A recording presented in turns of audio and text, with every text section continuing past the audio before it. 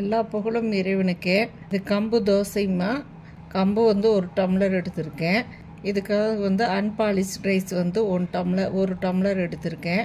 இதை அரைக்கிறதுக்கு குறைஞ்சது 6 மணி நேரத்துக்கு முன்னாடியே நல்லா தண்ணி ஊற்றி நல்லா வாஷ் பண்ணிவிட்டு உப்பும் போட்டு அதையும் தேய்ச்சி நல்லா கழுவி வாஷ் பண்ணிவிட்டு எல்லாத்தையும் தண்ணி எடுத்துருங்க. 6 தடவை கழுவணும். கழுவுன பிற்பாடு சுத்தமான நம்ம மாவுக்கு எந்த தண்ணி ஊற்றி அரைப்போமோ அந்த தண்ணியை ஊற்றி நீங்கள் ஊற வச்சுருங்க. அளவு கொஞ்சம் அதிகமாக ஒரு தட்டை போட்டு மூடி ஊற வச்சுட்டு மாவு அரைக்கிறதுக்கு 1 மணி நேரத்துக்கு முதல்ல போய் அதுக்கு 1/2 டம்ளர் உளுந்து மட்டும் எடுத்து கழுவி அதையும் ஊற வச்சுருங்க. அது மிக்ஸி நம்ம எப்போவுமே நல்லாத்தாம்மா கழுவி காய வச்சு எடுத்து வச்சுருப்போம். இருந்தாலும் நீங்கள் மிக்ஸியை எடுத்து நீங்கள் யூஸ் பண்ண ஆரம்பிக்கும்போது கொஞ்சம் தண்ணி ஊற்றி அந்த பிளேடு லெவலுக்கு மட்டும் தண்ணி ஊற்றி ஒரு பல்ஸ் மோடு வச்சு ஒரு அடி அடித்து தண்ணி கீழே ஊற்றிட்டு அப்புறம் எப்போவுமே நீங்கள் யூஸ் பண்ணுங்கம்மா. இது இப்போ கூல் சீசன் முடிஞ்சிருச்சு. எல்லாமே வெய்ய காலத்தில் கூழ் வாங்கி குடித்தாங்க. இப்போ நம்ம ஹாட்டாக கொடுக்குற சீசன் வந்திருக்கு. இப்போ சிறுதொழில் செய்கிறவங்க அந்த கம்பை வச்சு என்ன செய்யலாம் அப்படிங்கிற மாதிரிக்கு யோசிச்சுட்டு இருப்பாங்க. அப்போ தான் சரி இது நம்ம அளவுகளை கொடுத்தா அவங்களுக்கு ஒரு பிரயோஜனம் இருக்கும். ஆனால் அவங்களுக்கு ஒரு இது எப்படி இருக்குன்னா இந்த மாவு எப்படி புளிக்க வைக்கிறது அப்படின்னு இருக்கும். அதுக்கான இது நான் சொல்லியிருக்கேன்.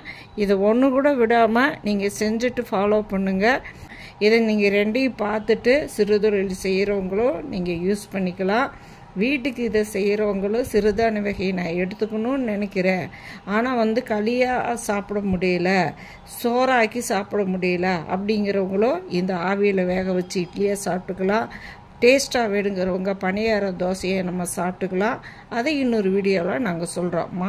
மாவு ப்ரிப்பரேஷன் பண்ணன மட்டும் இப்போ நாங்கள் காமிச்சிருக்கோம். நீங்கள் ஃபாலோ பண்ணி இந்த 1 டம்ளர் எடுத்து செஞ்சு பார்த்துட்டு மாவு எப்படி புளிச்சு வந்துச்சு, இதனால வந்ததா அப்படிங்க நீங்களும் செஞ்சு பார்த்துட்டு எங்களுக்கு சொல்லுங்கள். எங்களோட சேனலுக்கு லைக் பண்ணுங்கள், ஷேர் பண்ணுங்கள், கமெண்ட்ஸ் பண்ணுங்கள், சப்ஸ்கிரைப் பண்ணுங்கள். கடைசியாக அரிசியும் கம்பு மாவு அரைக்கும்போது கொஞ்சம் அதில் 10 கிராம் உப்பு சேர்த்து அதையும் சேர்ந்து அரைச்சிருங்க.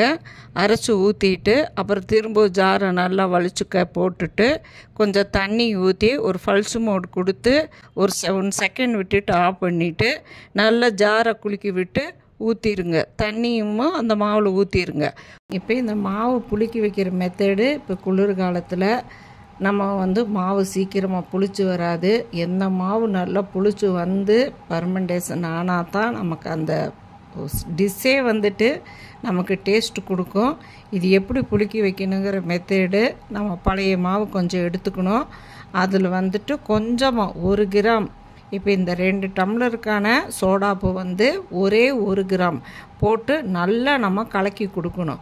அது பாருங்கள் வெண்ணெய் மாதிரி திரண்டு வரும். அதையும் போட்டுட்டு நம்மளோட கையை நல்லா கழுவிட்டு நம்ம கையை போட்டு எந்த அளவுக்கு நம்ம மாவை நல்லா பிணையிறோமோ அந்த அளவுக்கு மாவு புளிச்சு வரும். அதுக்கப்புறம் இதை மாவை எல்லா பக்கம் சுத்தமாக வலிச்சு விட்டு தொடச்சி எல்லாம் பண்ணிவிட்டு ஒரு துளி காற்று வெளிக்காற்று உள்ளே போகாத அளவுக்கு டைட் கண்டிஷன் உள்ள பாத்திரத்தில் மூடி வைக்கணும்.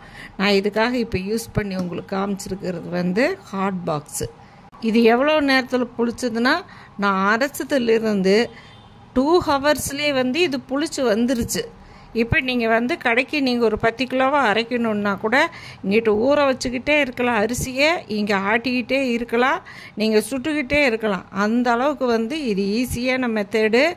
நீங்கள் இந்த கூலி வியாபாரம்லாம் கம்பங்கூழ் வியாபாரம்லாம் பண்ணினவங்க இனி என்ன செய்ய போகிறோம் அப்படின்னு நீங்கள் யோசிக்க வேணாம். நீங்கள் ஹாட்டாக கொடுங்க, நல்ல முறையில் உங்களுக்கு வியாபாரம் நல்லா நடக்கும்.